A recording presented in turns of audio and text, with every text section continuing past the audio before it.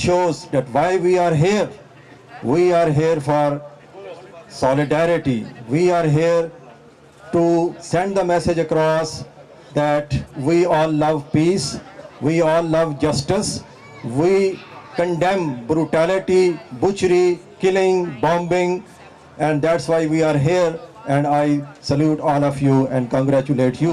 One thing which is missing today, and everybody can see it, since yesterday we are receiving calls from our politicians, rather I should say beloved politicians, those who never missed even baby showers or small gatherings. They all of a sudden they got busy. Everybody was calling us and saying that they cannot come.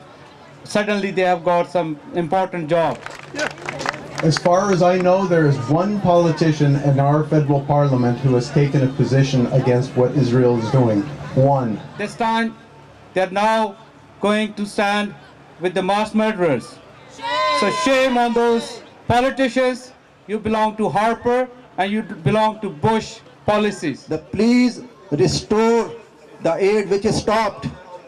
Our children, our community there, they need the medicine, they need the food, they need all the basic facilities of life. The blood of the human being is the same.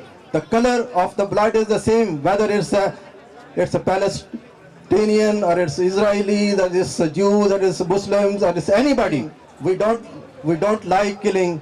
We cannot support any killing, because the killing of one person in Islam is killing of entire humanity. So no religion teaches you to be brutal. Ignatieff said that he supports Israel. He talked about Israeli children, but he did not talk about the Palestinian children. He did not talk about the hospitals that were targeted by Israeli missiles. He did not talk about schools. He did not talk about the mosques. He did not talk about any civilian structures.